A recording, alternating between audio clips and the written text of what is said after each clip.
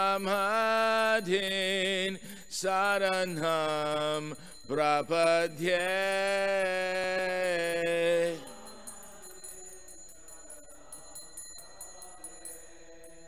Tavagata kama labhare nakamadbhuta sringham dalita hiranyakasipo tanu bringham kesavadrita Narahari Rupa Jai Jagadish Hare Jai Jagadish Hare Jai Jagadish Hare.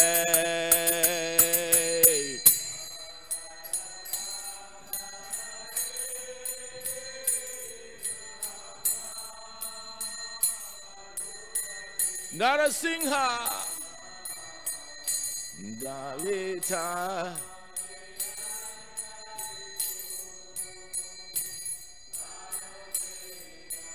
Ham Kes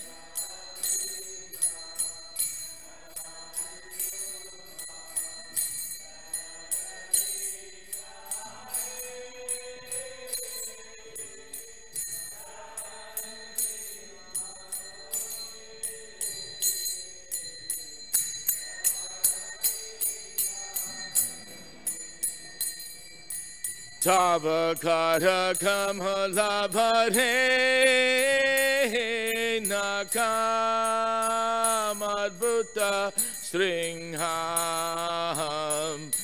dalita hiranyakasipo tanu bringham kesavadrita narahari rupa Jai Jagadish Hare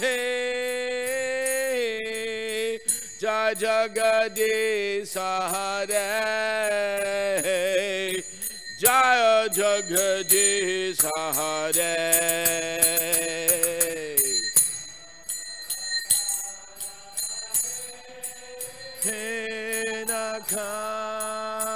Nakamadbhuta Sringham Dalita Hiranyakas Tanu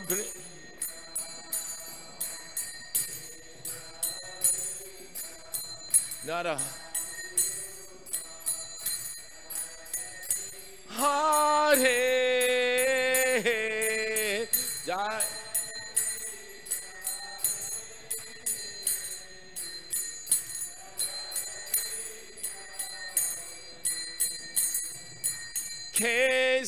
Kesavadrita Narahari Rupa Jai Jagadish Hare Jai Jagadish Hare Jai Jagadish Hare.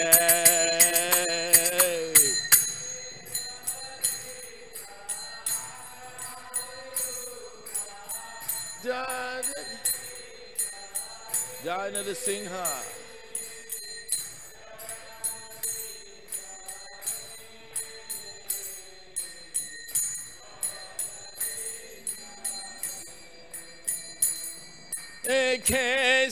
Kesavadrita Narahari Rupa Jai Jagadish Hare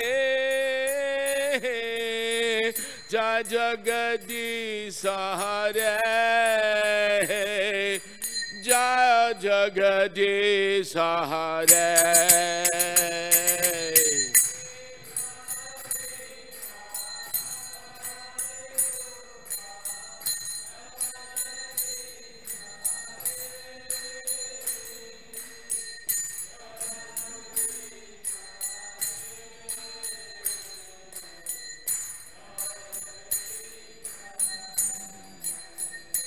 Jaya Nrsmha Dev Nrsmha Dev, Nrsmha Dev, Jaya Nrsmha Dev.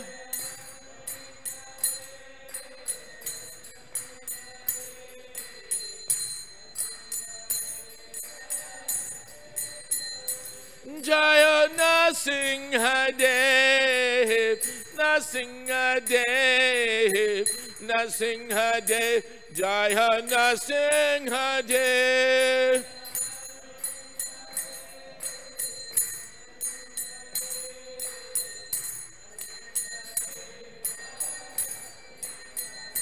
Jaya Narahare, Jaya Narahare, Narahare, Jaya Narahare.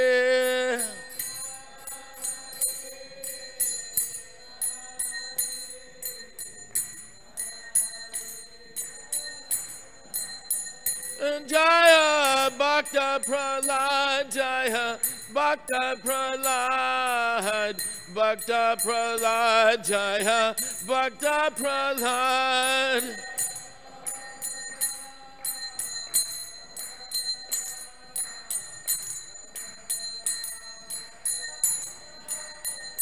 Hare Krishna, Hare Krishna, Krishna Krishna, Hare Hare, Hare Rama, Hare Rama, Rama Rama, Hare Hare.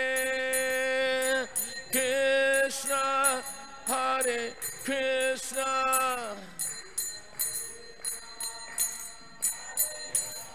Hey Rama,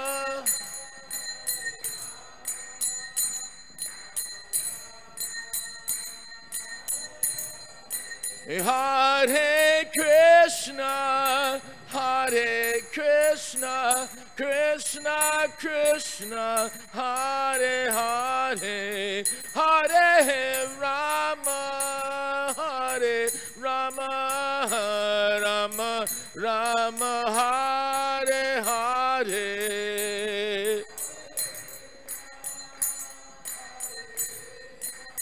Radhe Radhe.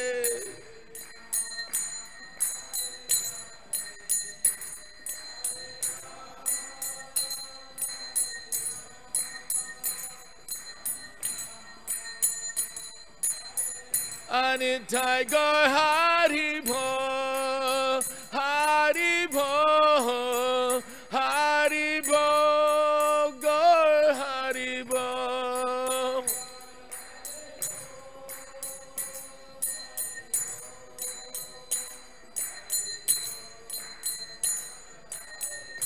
Jaya Jaya Prabhupada, Prabhupada, Prabhupada, Jaya Prabhupada.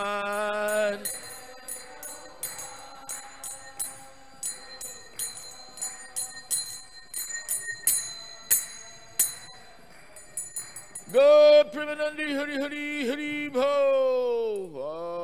Om Hrim Sram Hugram Viramaha Vishnum Javalantam Sarvata Mukham Narasimham Vishnam Bhadram Mrityu Mrityam Namami Aham. Om Namo Bhagavate Narasimhaya. Namaste.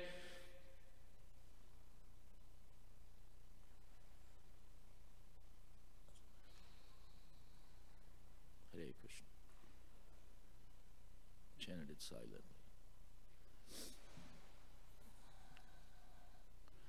Namo Vishmadaya Krishna Mastaya Bhutale Shrimati Bhakti Vedanta Swami Niti Namane Namaste Saraswati Devi Gauravani Pacharne Nirvisesha Sunyavadi Paskatya Deshatarne.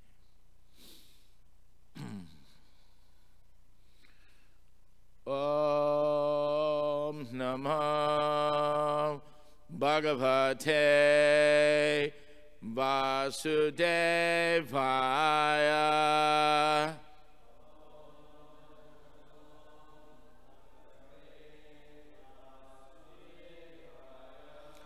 Om Namah Bhagavate Vasudevaya.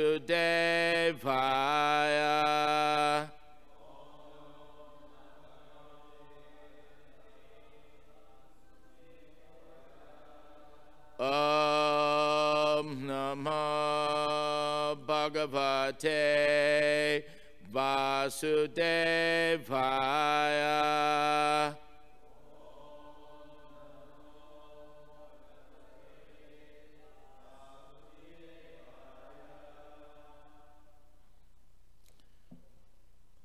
Reading from Srimad-Bhagavatam, Canto 10, Chapter 2, text number 13.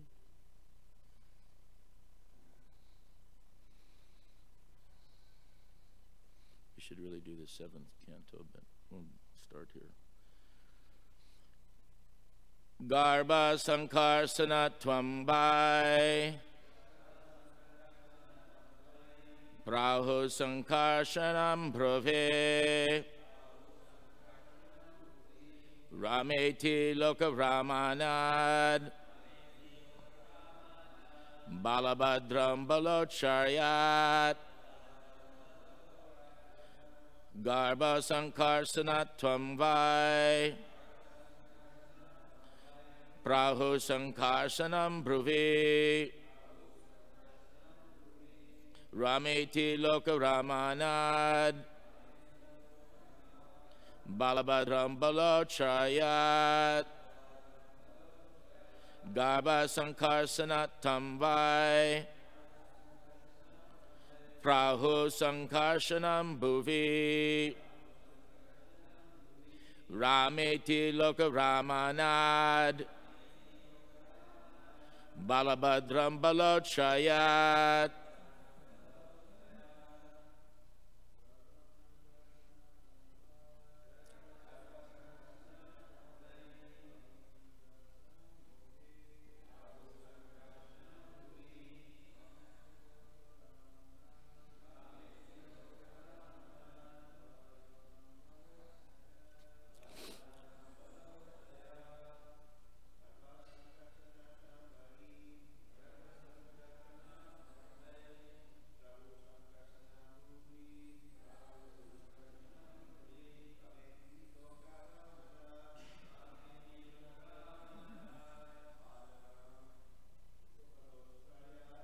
Balabhadram Balocharyat Garbha Sankarsana Tvamvai Prahu Sankarsanam Bhruvi Rameti Loka Ramhanad Balabhadram Balocharyat. Ladies. Garbha Sankarsana Tvamvai Prahu Sankarsanam Bhruvi Rameti Loka Ramanad Balabhadram Balocharyat Garbha Sankarsana Tvamvai Prahu Sankarsanam Bhruvi Rameti Loka Ramhanad Balabhadram Balocharyat Garbha Sankarsana. He will be taken from the womb of Devaki to that of Rohini. Tam, him, Rohinandana, the son of Rohini, by, indeed, Prahum, people will call Sankarsanam, by the name Sankarsana,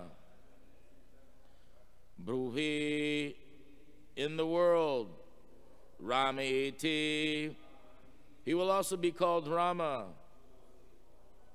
Loka Ramanat, because of his special mercy in enabling people in general. to become devotees. Balabhadram. He will also be called Balabhadra. Bala Ucharyat, because of his extensive bodily strength. Translation. The son of Rohini will also be celebrated as Sankarsana because of being sent from the womb of Devaki to the womb of Rohini. He will be called Rama because of his ability to please all the inhabitants of Gokula. And he will be known as Balabhadra because of his extensive physical strength. Purport by His Divine Grace A.C. Bhaktivedanta Swami Srila Prabhupada. These are some of the reasons why Balaram is known as Shankarsana. Balaram, or sometimes Rama, in the Maha Mantra, Hare Krishna, Krishna Krishna, Hare Hare, Hare Rama, Rama Rama, Hare Hare. People sometimes object when Rama is accepted as Balaram. But although devotees of Lord Rama may object, they should know that there is no difference between Balaram and Lord Rama. Here, Srimad-Bhagavatam clearly states that Balaram is also known as Rama, Rameti. Therefore, it is not artificial for us to speak of Lord Balaram as Lord Rama. Jayadev Goswami also speaks of three Ramas, Parshuram, Raghupati Ram, and Balaram. All of them are Ramas. Om Haganya Timarandasya Gyananjana Salakaye Chaksur Unmilitam Dhyena Tasmai Sri Gurave Namaha. Sri Chaitanya Manobhistam Stapitam Yena Bhutale Swayam Rupa Katamayam Dadati Swapadandikam Vandeham Sri Guru Sri Yutapada Kamalam Sri Guru Vaishnavamscha Sri Rupam Sahagrajatam Sahagana Raghunatam Vitam Tam Sajivam Sadvaitam Sadvadhutam Parijana Sahitam Shri Krishna Chaitanya Devam Sri Radha Krishna Padan Sahagana Lalita Sri Vishakavitamscha. Hey Krishna Karuna Sindhu Dinabandhu Jagatpate Gopesha Gopika Kanta Radha Kanta Namostute Tapta Kanchana Gaurange Radhe Brindavaneshwari Vrishabhanu Sute Devi Pranamami Hari Priye Vanchaka Pratubhyascha Kripa Sindhu Bhyevacha Patitanam Pavanebhyo Vaishnavebhyo Namo Namaha. Sri Krishna Chaitanya Prabhu Nityananda Sri Advaita Gadadhar Sri Vasari Gaur Bhaktavinda. Hare Krishna Krishna Krishna Hare Hare Hare Rama Rama Rama Hare Hare. Hare Krishna Krishna Krishna Hare Hare. Hare Rama Rama Rama Hare Hare. Hare Krishna Krishna Krishna Hare Hare. Hare Rama Rama Rama Hare Hare. Tesam satatiyuktanam bhajatam pritipurvakam dadami buddhi yogam tam yenamam upayanti te. So we've all gathered on this auspicious appearance day, this Caturdasi, this auspicious day of Lord Nrsimha's appearance.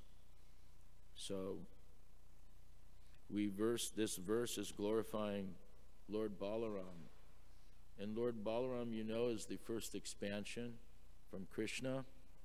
And he has other expansions. And as he expands out into the different Leela avatars and into Shankarshan and the Mula Shankarshan, and then onto all the different Vishnu Tattva forms and the Vaikuntha planet. And then again, as he expands more further into the material worlds and the 3 different incarnations of Vishnu in this material world, and then he expands again into everyone's heart. So this is Krishna expanding to Balaram. So also on this day, Balaram expanded into the form of Lord Nrsmha. And Lord Nrsmha, he is also none other than the chakra of Lord Krishna. So when we say this prayer that we said earlier, that Krishna is within, Nrsmha is within, and Nrsmha is without. Nrsmha is here, he is there, he is up, he is down. He is in everyone's heart, he's in all the creepers, he's in all the living entities, and he's in everyone's heart, he's even in the atom, he is everywhere. So Srila Prabhupada used to say, he is everywhere, therefore we're offering our prayers to him. Because Lord Nrsmha, he can destroy all the obstacles. Sometimes they're in the different Vedic platforms, they're worshiping Ganesh to remove obstacles. Sometimes they're worshiping other deities to remove obstacles.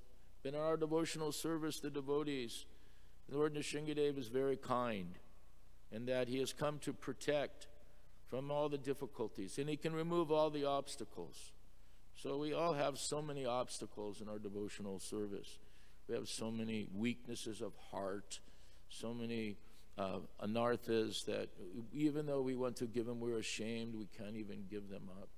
So we're hiding in shame from our own character. So in this way, we are trying to follow devotional service, but it becomes sometimes difficult because of our own inabilities and lack of qualifications.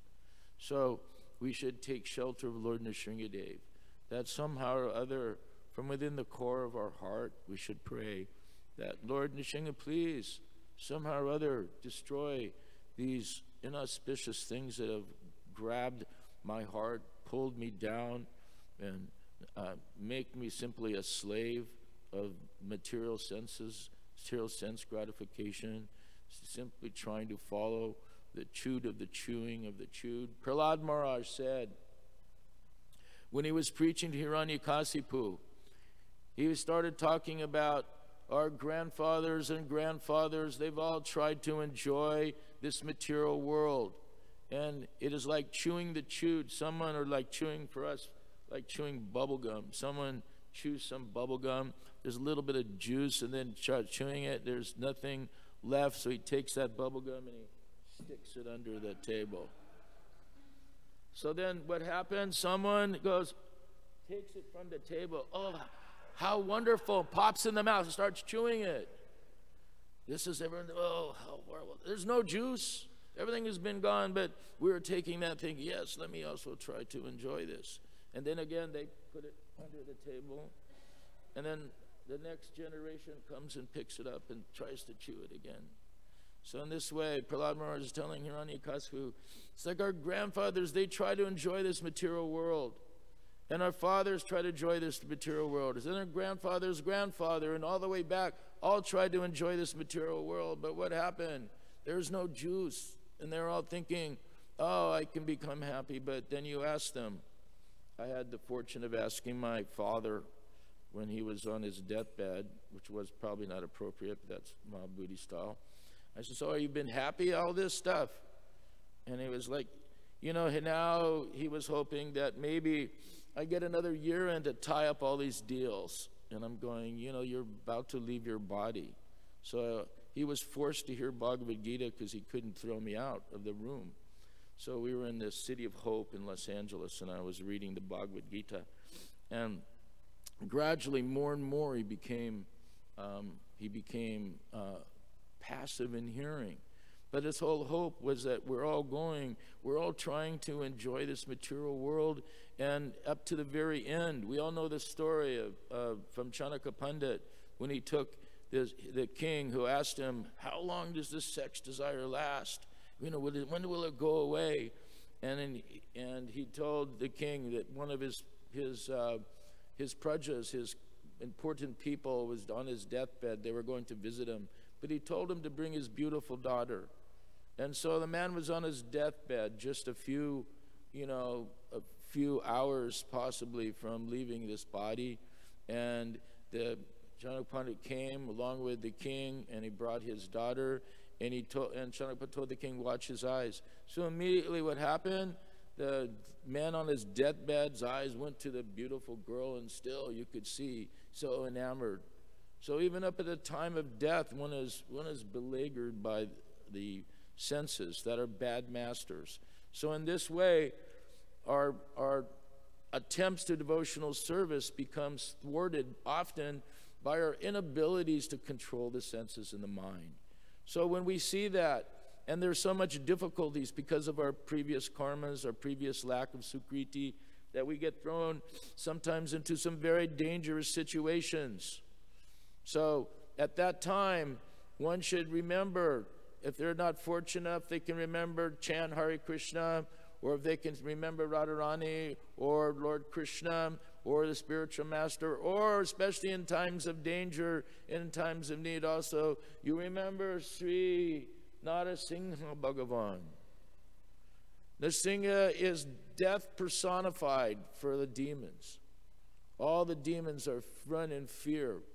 So I know this factually, as I was sent to many places by the GBC, that there were so many subtle entities and demons attacking the temples. So I was sent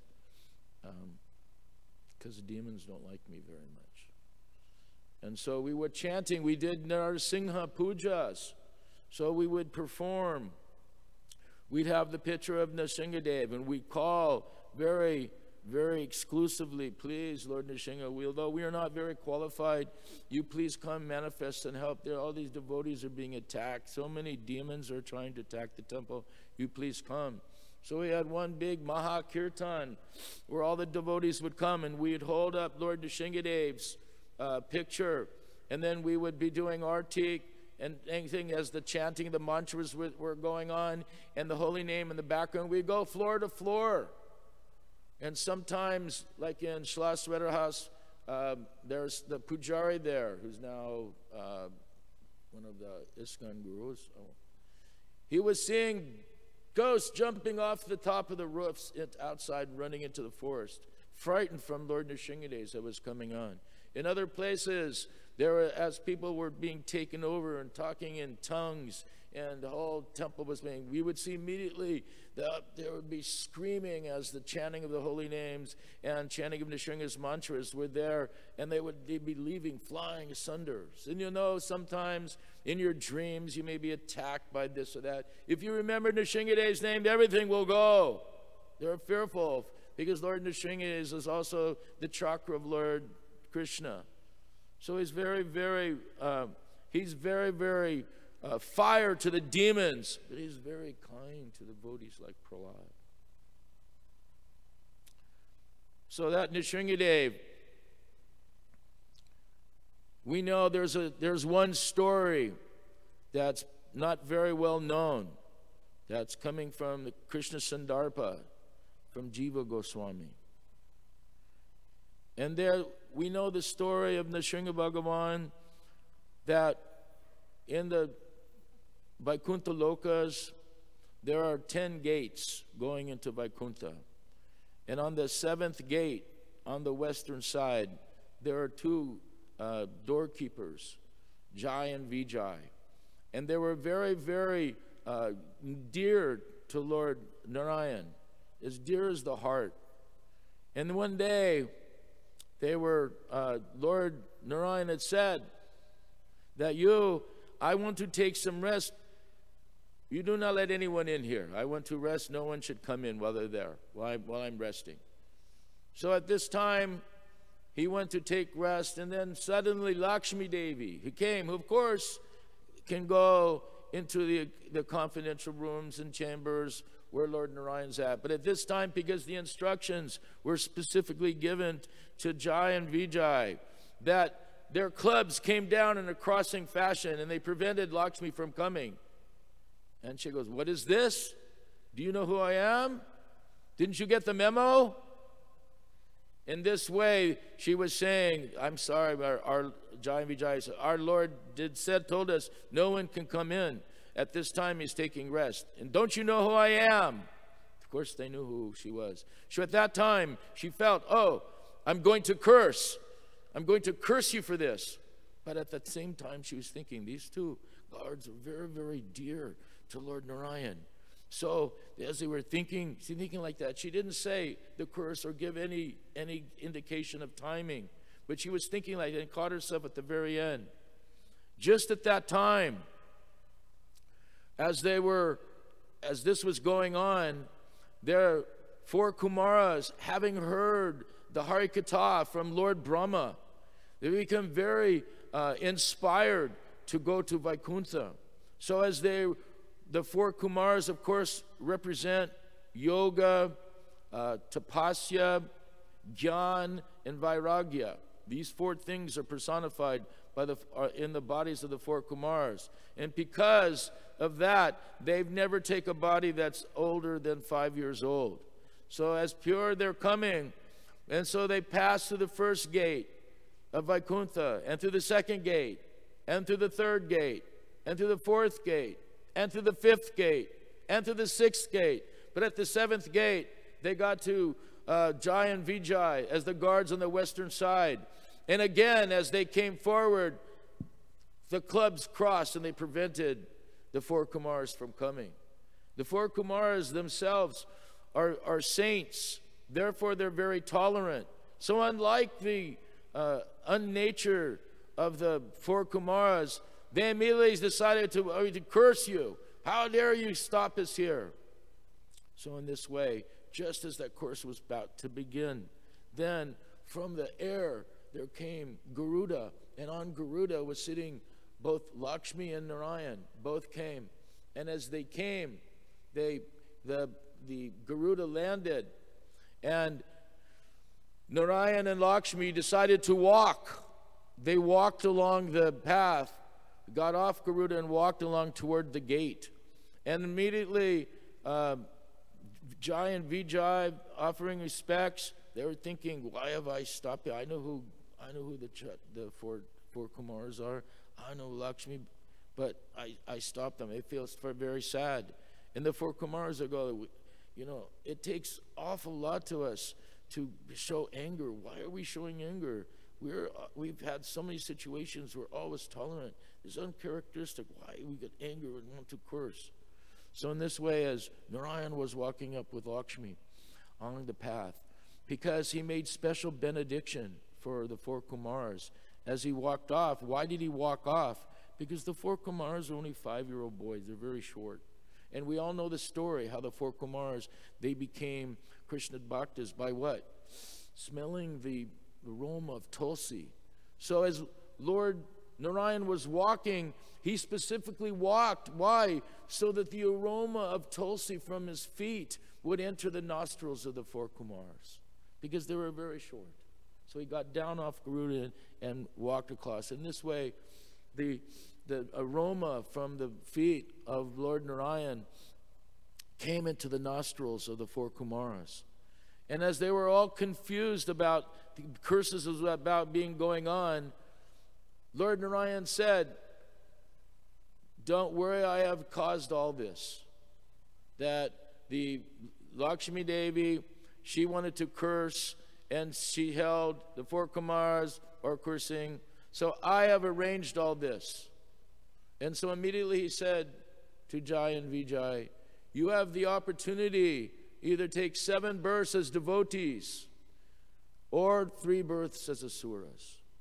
Without any hesitation, no hesitation at all. The Jai and Vijay said, we will take birth as asuras. And of course, most of us, we've all heard, because 3 births will get there quicker. But that is not the real internal reason, according to Jiva Goswami.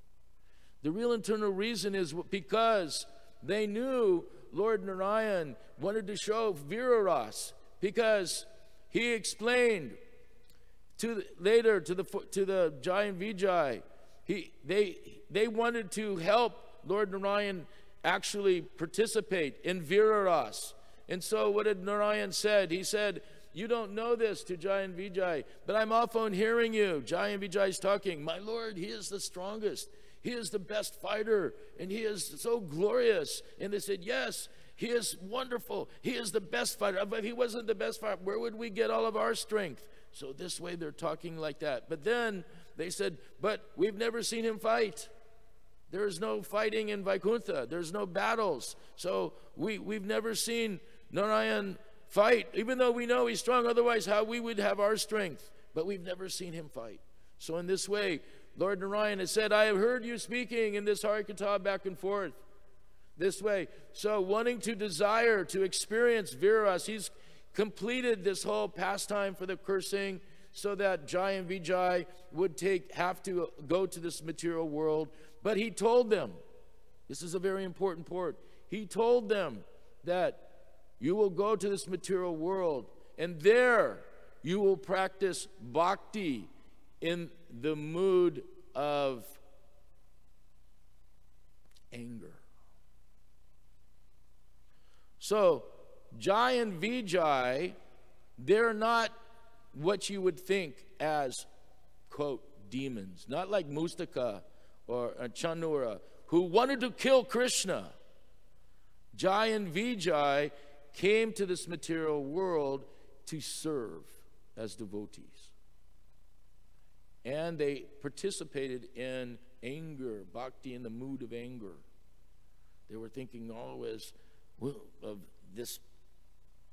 the different forms of Narayan. How will come? How will I kill them? How will we become angered? He's in this way. Hiranyakasipu was angered because his brother Hiranyaksha was killed by Lord Vishnu. So from the very beginning he was angry with Vishnu. So how do we know this?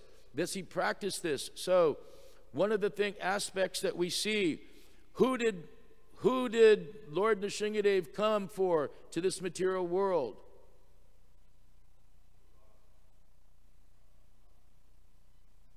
Jiva Goswami says no. We all know Prahlad, he came for Prahlad, we think. But why didn't he say Prahlad when Hiranyakasipu was trying to kill him? He tried to have him stepped on by elephants. He tried to put him in boiling water. He threw him off a cliff. So many different aspects that Hiranyakasipu tried to kill Prahlad Maharaj. So why didn't Nrsimhadev come then? He apologized a little later. I was a little late. There was traffic with the Vimanas. Vimanas had a bunch of traffic, so I came a little late, sorry. So why didn't he come then? No one's answering.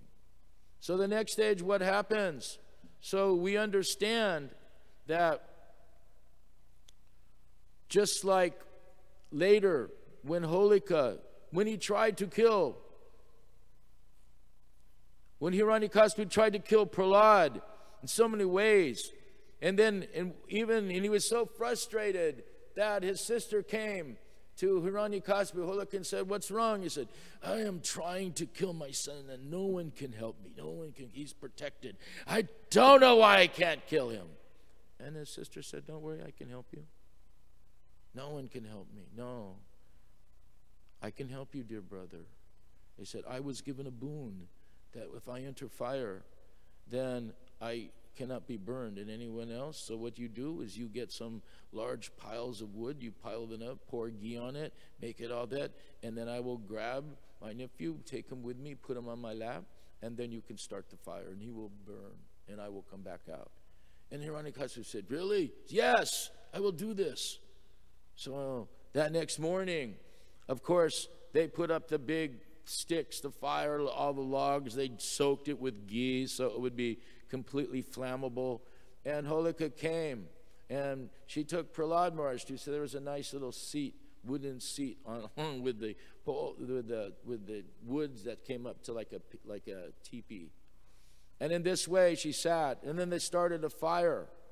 And immediately as the fire was raging and burning, and all of a sudden they could no longer see Holika or Prahlad Maharaj, as the fire was just raging. And then everyone was waiting. Hiranyakasipu was waiting to see Holika come back out. But in the midst of that, what happened? Prahlad Maharaj walks outside the fire. And then he said, they inquired, what happened?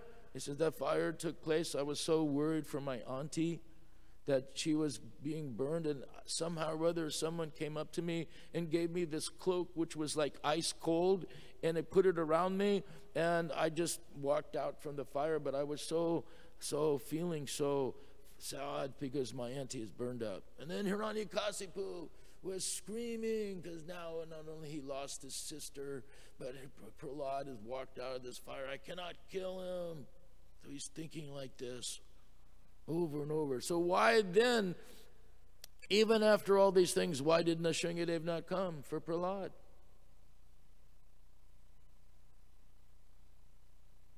So the real story also is what? Because we know that when Nrsimhadev came and Prahlad, he was telling when Hiranyakasipu in the assembly house was saying, where have you gotten your power from? To Prahlad Maharaj, the same place that you, dear Father, from Lord Vishnu. Vishnu, is he here? Where is he? Is he here? Is he there? And as he took his club to bang on the pillar, immediately that sound, that roaring even from the universe, all the material worlds were being frightened. Demigods, some of the demonists and demigods were having miscarriage. Ladies were having miscarriages. The scream went all over the entire universe. As the roar of Nrsimha came, he was hiding behind the pillar, waiting for his appearance, waiting for the proper moment. Then he appeared in his half-man, half-lion form. And what? Hiranyakasipu had got this boom from Lord Brahma that he can't be killed in day or at night, or in any month, or in any inside or outside, or in the air, or in the sky, or in the water, by any weapon, by any animal, by any man, by any beast. Therefore he thought he was immortal. But at the same time, Lord Nrsimha came in a form that was never seen before. Half man, half lion, with a mane completely white. And at this point in time, his screaming air was his yelling, and they were engaged in this battlefield and fighting back and forth in this virava. Sometimes it would seem that Nrsimha may be losing. Other times it would seem that he was winning. And this was going on, and it's shocking for the demigods not knowing what's going on. But then just like a wasp takes a small little insect, Nrsimhadev grabbed Hiranyakasipu, put him on his lap, on the foyer, just neither inside or outside, but just in the doorway. And then not in any month, because it happened on February 29th in leap year. And not inside or outside, but in the doorway, not on the land, not on the air, not in the water, but on the lap of Nrsimhadev. Not killed by any man or beast, because of neither beast nor man. Not killed by any weapon, but by the fingernails of Hiranyakasipu. Tore him apart, bifurcated him in this way. All the boons of Lord Brahma were kept and signified. So he didn't destroy any of Lord Brahma's boons, but still such a materialist concept, thinking that I'm immortal, he immediately killed Hiranyakasipu. But what did he do? He grabbed inside his chest with his fingers and tore out his heart. And as he grabbed his heart, and he put it up in the air. What does the Bhagavatam say? Then when he put his heart up in the air, what did it look like? A lotus. His heart looked like a lotus. So what did he also do? We know in the story before, Prabhupada writes in the purport also that what? That Nrsimhadev went and sat on the throne of Hiranyakasipu. When Indra had offered his throne in the heavenly planets, he goes, no, that's okay. I like the back of Garuda. That's fine for me. He wouldn't sit on the throne of Indra. But here, he sat on the throne of Hiranyakasipu. And he held his heart, which was in the shape of a lotus, high above his head. And what else did he do? We see on the picture here. He took his entrails as a garland and wrapped them around his neck and his head. So we're all thinking that, yes, he's killed the demon. And of course, Hiranyakasipu posed as a demon. But what did he do? He glorified his devotee.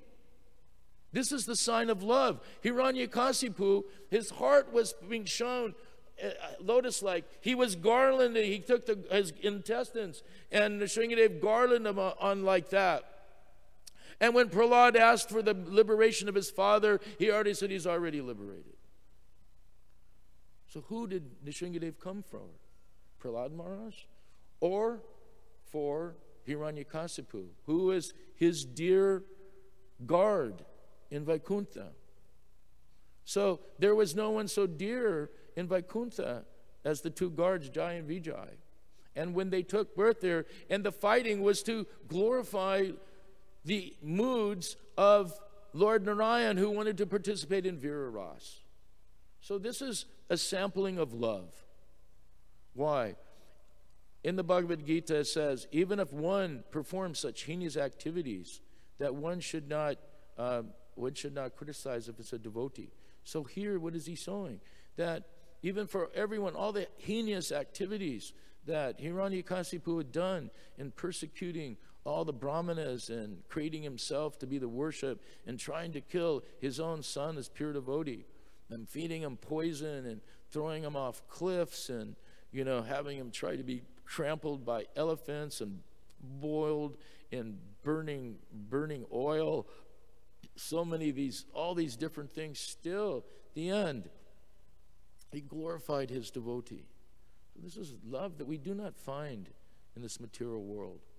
We don't find this type of love because it explained, if love is such a way that even if there's a reason to break, even if some reason to break that love, that real love, it doesn't break. Even though there's cause to be breaking, it will not break. It becomes stronger. So the strength of that love, that even though so many other devotees may not have known in that particular time that Hiranyakasipu was considered a great demon, but still he was performing bhakti in the form of anger. And Lord Nrsimhadev, as the incarnation of Balaram, as the incarnation of Narayan, he held up high above his head the glorious heart of Hiranyakasipu and garlanded himself with his intestines and speaking and glorifying his devotee.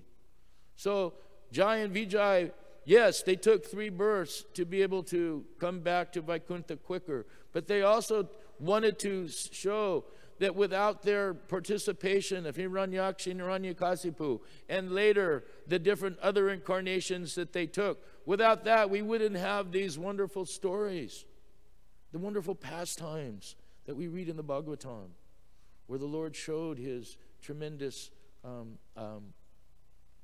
opulence and his tremendous spirit and his magnanimity and his fighting spirit. So it is very, when I first heard this, I thought this can't be true. That because that he glorified Hiranyakasipu over Prahlad, not over Prahlad, but Prahlad he could have came anytime he did, and he waited until Hiranyakasipu, and then when he killed Hiranyakasipu, then all these other pastimes are there. And meanwhile, Prahlad was getting the chance to preach all of his strutis to all the children and to all the different people. So we have in the Bhagavatam so many aspects of Prahlad speaking, the 9 different processes of devotional service. Also, what is the prime goal of life? He's also given that as in his explanation of Vishnu being the goal of life. So in this way, we have so many wonderful preaching that's come from the Srimad-Bhagavatam for this pastime of Lord Nrsimhadev. So on this day, on this occasion, we should all find within our hearts the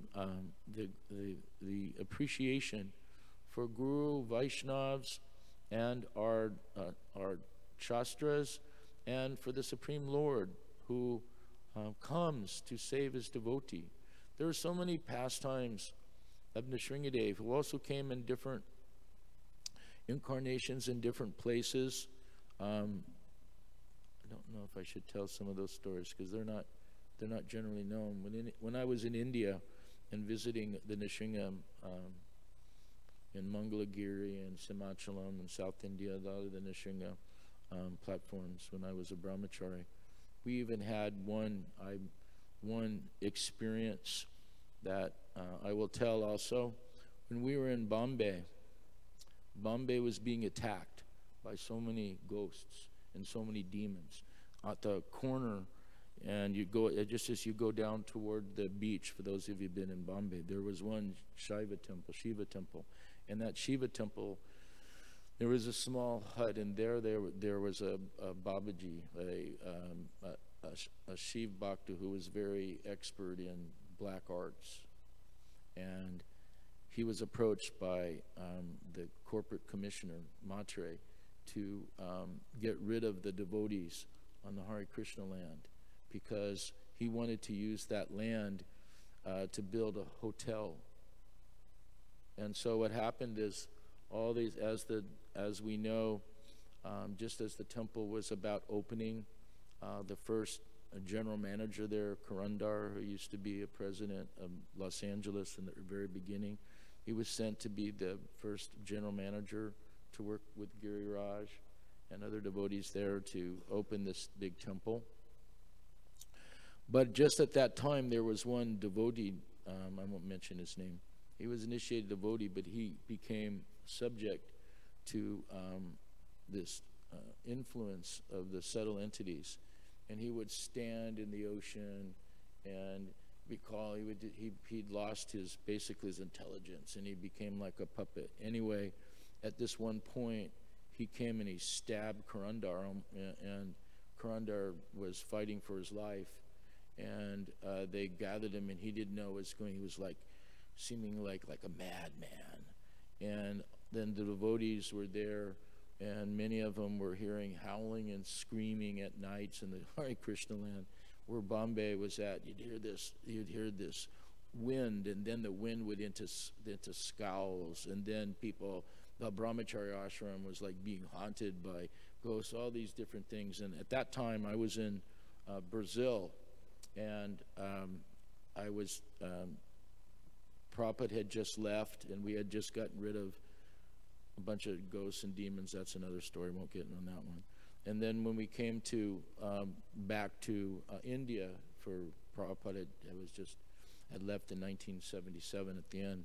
So the GBC assigned me to replace Karandar as the general manager and to get rid of all these subtle little entities.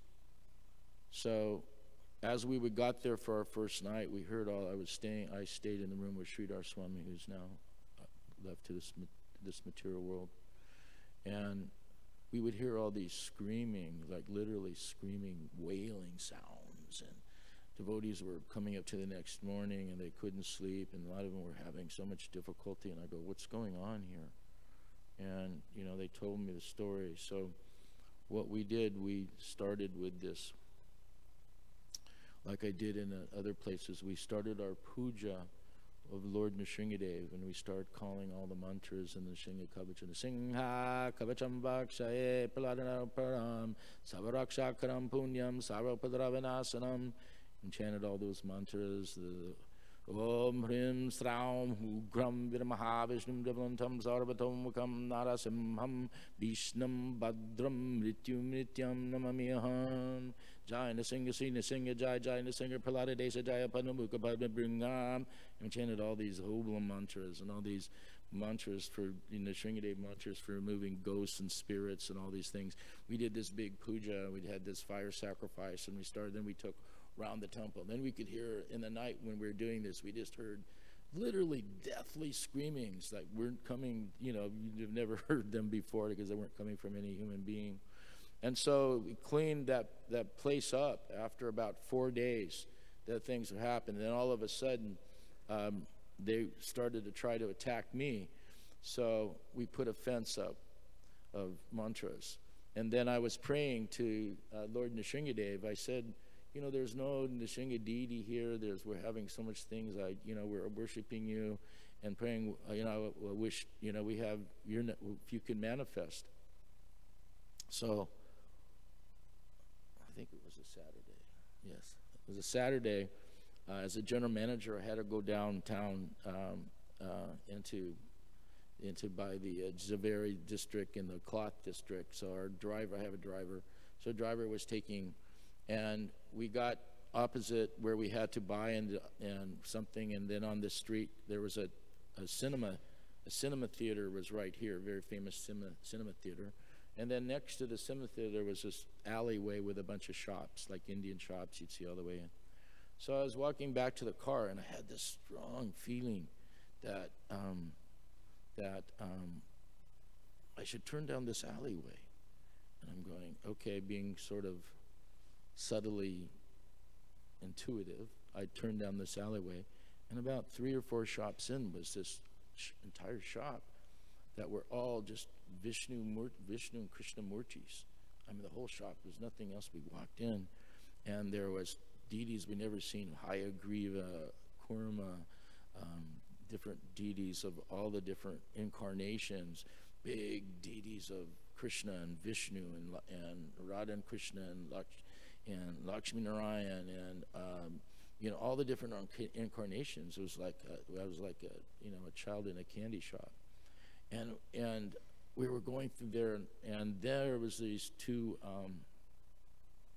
There was this one big Nrsmha, was a kind of a wood relief, which was too big and too heavy to carry, but there were 2 small Lakshmi Nrsimha deities, very, very beautiful. And so I asked, I waited for someone to come, and this elderly gentleman come, very, very handsome Indian, but elderly. And I asked him in English, this cost for these deities, or what is the process? And he goes, and he spoke to me in English. He says, no. And I started to look at the other. He said, no. He said, these 2 deities are for you. And I go, what do you mean these 2 deities? No, these 2 deities are for you. You have to take. And he says, well, how much do I have to pay? He says, no, you take. And then I go, they were very beautiful deities, small deities.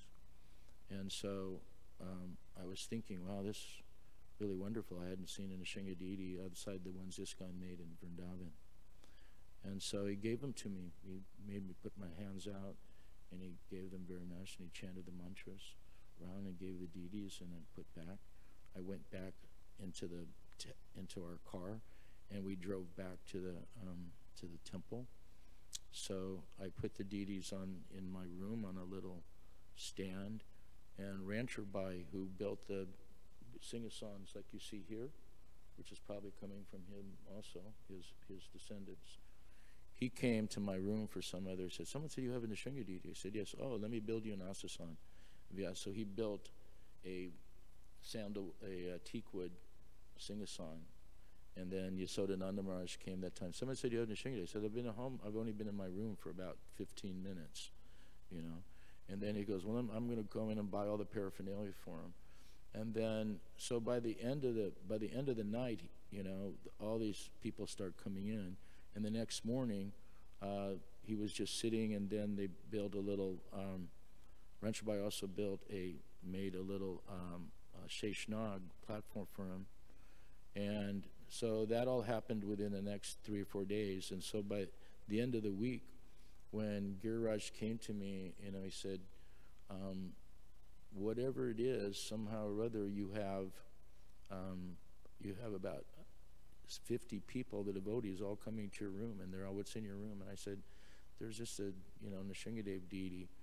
And then so many people wanted to go, and I had the Nrsimha looked at by this was a Vijayawada Nrsimha deity, and so it was over 500-600 years old. And so it appeared, and so all devotees were worshiping it just in the first week. So when I put on the altar, and all of a sudden all these different paraphernalia and all that started happening, garlands and people donating stuff, and then we started worshiping. Then all the difficulties in the temple kind of dissipated. So devotees would come they wanted to go to the same, let's go, if I can go, and there were some more different deities there. So we went with the same driver, drove to the same location where we had got the deity before, and we went next to that same theater, and then as we looked to the left, there was no alleyway. There was no street. That actually was next to the temple, next to the cinema. So we drove around. Maybe it was another theater. We went to all the different theaters in that whole section, and there was no alleyway. So the deities appeared, and I had a second deity I kept with me. I didn't know why I had the second deity, so that in that next festival in Mayapur, that I was going to the festivals from Representatives Bombay, and I had this strong intuition. I also have to take this other Nrsmha deity. I was, okay, so I followed it. And then at that time, Indrajumna Swami was taking sannyas, and at that particular time in Mayapur, for Prabhupada, after Prabhupada left, and he had been looking for a Nrsmha deity, and as he looked for Nrsmha deity, it came to my attention. So after he took sannyas and he was going and taking bhiksha from all the different devotees, I brought the Nrsmha deity and I put it in his, and he was like started in tears and came and hugged me. So I was looking for years. I says, well, this is I told him the story how, like, I got this, we didn't pay anything, it was given to us, and then the street didn't even exist, where we got this from it. And I told him the other deity I have that's being worshipped in Bombay, and he gave this. So now that deity has also been installed. He traveled for many years and installed it in the farm in New Mayapur in France. So Nrsmha is very kind, even for fallen devotees who have no understanding of the mercy of the Supreme Lord, that he gives his protection to anyone who will kind enough that call upon his name and honor him. So I specifically left Florida this week and offer my respectful obeisances to my deity who's installed there in South Florida right now. So Nrsmha's mercy and his love distributed to all the devotees. He's very dear to Prabhupada. Has Nrsmha all over our ISKCON centers, as you know, in Mayapur and New Vrindavan and so many different other places you see Nrsmha. And so during this particular day, we glorify Nrsmha, Prahlad Maharaj, and pray for their causeless mercy, and then they may protect this movement, protect the temples, protect the devotees, and eradicate all of our obstacles in our devotional service, trying to worship the Supreme Lord. Hare Krishna. So any questions?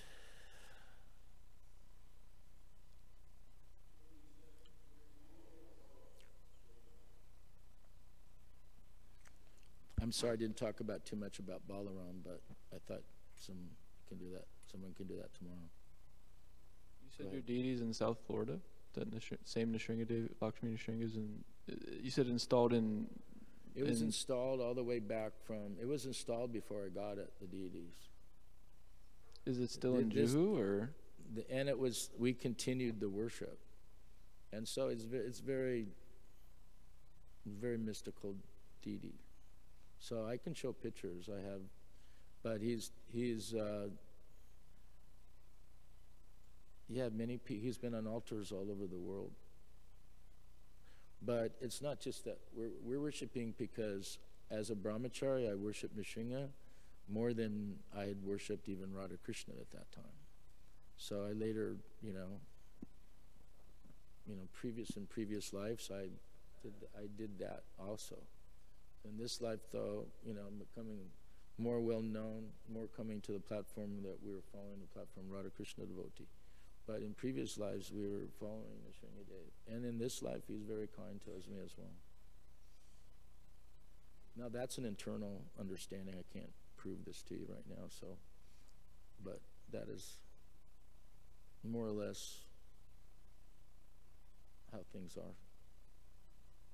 Your question? Where's he at? He's in South Florida right now. In my home, I have a home at temple. I have installed Radha Krishna deities and installed Nrsimhadev deities. So they're being worshipped. And then I have also Radha and Shalagram, which is here. So they were all together last week, and we did a lot of preaching programs and stuff there. Now Radha Shalagram are back here in Chicago, hopefully protecting me, but I'm pretty much of a rascal. I wish I could. Not much of a devotee, but anyway, my honor is Nrsimhadev at this particular day, that we should all, be very thankful for all the protection. Otherwise, we probably wouldn't even be here. There's so many times in the Sankirtan movement, and I even as a brahmachari and traveling, we had so many difficult moments when we chanted Nrsimhadev's name, and people would just freeze and go away. So I'm sure many devotees have had the same experience. Your question? That was it? Oh, okay. Yes, Prabhu. Hare Krishna, Prabhu. Thank you for your class, and thank you for always blessing us with your stories and your presence. I very much appreciate them. I very much appreciate your blessing us with your presence and your. There's no question of sleeping in your class. That's one thing I appreciate. So very nice. I speak loud. That's all. Because I speak too loud sometimes. No, that's good. That's how I speak too. So, one story I'm thinking of regarding ghosts is actually a devout story from our congregation. Mother Himangi and Nityananda Prabhu, they have a son named Prahlad Nrsmha. And so just a couple of weeks ago, I was walking by him, and he was telling a friend that Kishori is haunted by ghosts, because some devotees in the past said they seen ghosts upstairs, and so he told me, he asked me to confirm with his friends. I was just walking by, and he said, Jaya Baladev, aren't there ghosts in his temple? So then I gave him some advice, maybe you could elaborate on it. I said, he'll be turning 14 next month, and he's going to his teenage years. He's growing taller, and he's turned out to be a nice, young, handsome man. So I told him, forget about the ghosts. You should worry about the modes of material nature, especially the ladies. Oh, Prahlad, you're getting so tall. You're so handsome. He's a good mridanga player too. So I told him, forget about the ghosts. You have the modes of material nature to worry about. So my question is essentially regarding that is that a lot of times we try to like the exorcist, exorcise our enemies on the outside, ghosts or other people. But sometimes we're not so scared of like our internal ghosts that are always hunting us. And like you said, pride. You said sometimes we don't respect devotees. Hiranyakashipu was a devotee, but sometimes you quoted that verse from chapter 9 of the Gita that even if one commits the most abominable activity, so how do we develop this fear to not respect devotees and fear the most material nature in the form of lust or pride, etc. So how do we develop this healthy fear? Because it seems like we're not scared, scared enough. Prabhupada used to say that the trouble with my disciples is that they're not fearful of Maya. In other words, it's like surfers, he called them sufferers.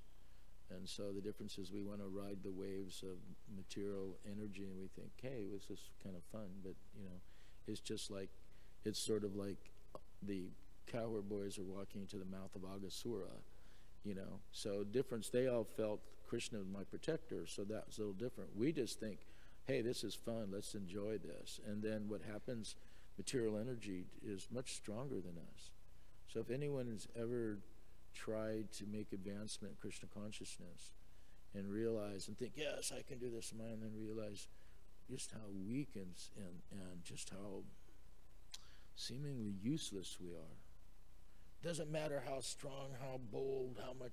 Actually, we're just little figs, so little twigs. That's why Prabhupada would say, as individually, we can be broken very easily. But if we band together, very difficult to break a bamboo stick. So the difficulty, not everyone is going to be down. If you may be down, material energy is having, but by gathering association all together, then you can be strong.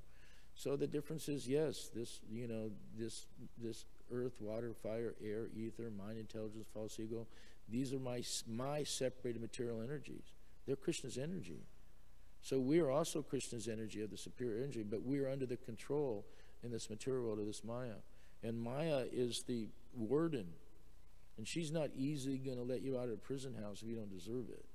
So when we think that, oh, I'm easily to go, we make the misconception of thinking, yes, I am strong, I am mentally, I'm advanced, I'm this and that. And then that position is not Trinadapi Sunachena. It's more like Ishvara Bhav, the mood of Ishvara. And what happens? Smash like an ant, just oops. So when we had, why this, again, humility, Trinadapi Sunachena, because realize I'm just insignificant, I'm tiny. I don't have any good qualities. Whatever good qualities I have, maybe they've been given by Prabhupada, but on our own, we time after time after time after time just prove ourselves to be, basically more asuric than devotees. Was we're interested in our own name, fame, enjoyment, how, passed on. Just be like, why can't I be worshipped? Why aren't you be number one? Where the real devotees should see. He says there's a long list of devotees. We should be lucky if we're on the bottom of the list. Not that we have to be on the top. Not on the bottom. Why the top? Let those who actually, because for us, if we just, what is our position? We're dependent at every second. And so if we didn't meet the grace of Srila Prabhupada and our Shiksha Gurus and have association of Vaishnavas, where would we be? This is why Ye Ano Prima Dana, when they're thinking, where are all the Vaishnavas gone? Where's Lord Chaitanya gone? Where's Rupa Goswami Satguru? They're feeling from their heart. They've all that mercy that's been distributed through them. Now they've all left. Like, woe is me. I'm dependent. What can I do? I'm useless. I'm dependent upon their mercy and their association. Krishna so kindly gave it. Now he's taking it away. Raghunath Goswami was going to go jump off Govardhan to kill himself. He had to be held back. Others, like, when it seemed when Raghunath Goswami again, he had that loyalim for Radhika, and he was praying. He said, "I've given up Vrindavan, and I've given up Govardhan. I've given up Radhakund. I'm even giving up Krishna. If I can't have you, let me end my life." He said, "Why? What?" And then Lord Chaitanya even say, "What kind of, what is my love for Krishna? I'm still here, maintaining this body. So what is my love for Krishna? Krishna's gone, but I'm still maintaining this body for what?" So our platform is very, we've come to this material world. This material world is we're thinking it's our, Disneyland, our theme park where we can enjoy everything. We do. We think like that, and so we don't realize this is it's like Jurassic Park. It's looks like really nice, but that everything there is meant to eat you. So it's kind of like, we're thinking, oh, we've come to Disney World, but actually we've come to Jurassic Park where everything is there. One bad step, the insects, the animals, everything is there to destroy you. So this material body is very fragile. And so we're put in here not knowing where we're supposed to do, who we're supposed to go, all these different things in a mode of ignorance. So by graces, we're given the opportunity to learn devotional service. And that's the epitome of moving out of this world. Most of the people trying to get a better job, a better position, more money, enjoy more, get a better wife, get a better girlfriend, get a better husband, get a better boyfriend, bigger house, bigger car, bigger this, and then they die. And what was the value of all that? Just what Prahlad Maharaj said in the very beginning, chewing the chewed. My father did this, my grandfather did this, and my father's father, and what was the result? Were they happy? No, the end up result being what? Is that they again die and have to take another birth within the 8,400,000 different species of life. To again take birth again, go through all these problems over again, and suffer and enjoy your karma. This is very sad. So the devotee is most merciful, one, because he's trying to wake up the living entities from this repetition of samsara, which is just very scary and frightening. But we don't really believe that. You know, we drive, get back in our Lexus and drive, and again, the world's okay, I'm on top, all these, that's why the mind is considered, it's full of misconceptions. And if we listen to the mind all the time like that, then we'll just be polluted. So the real thing comes within the heart.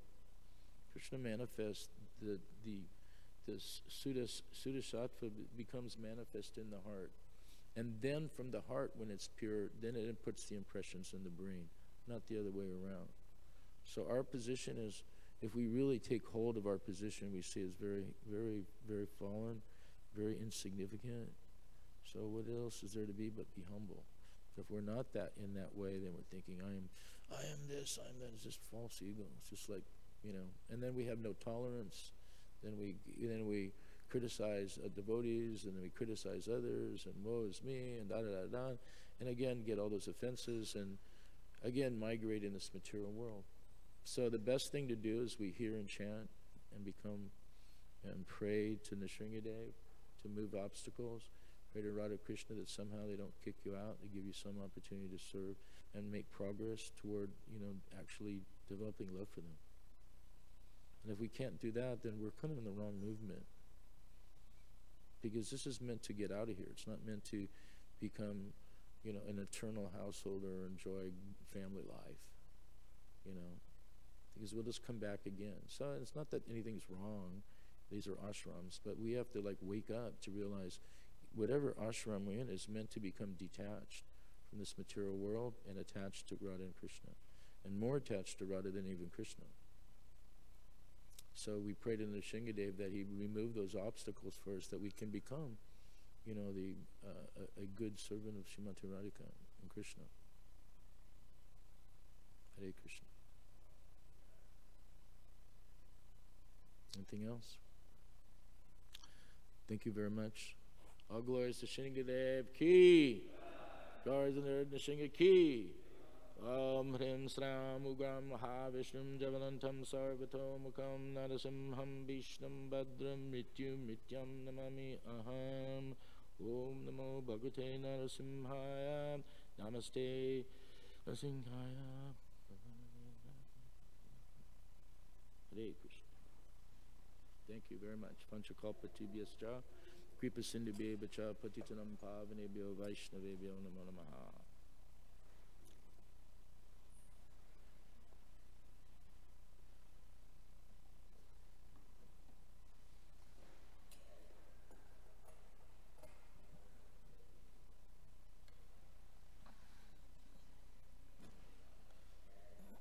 Haribol.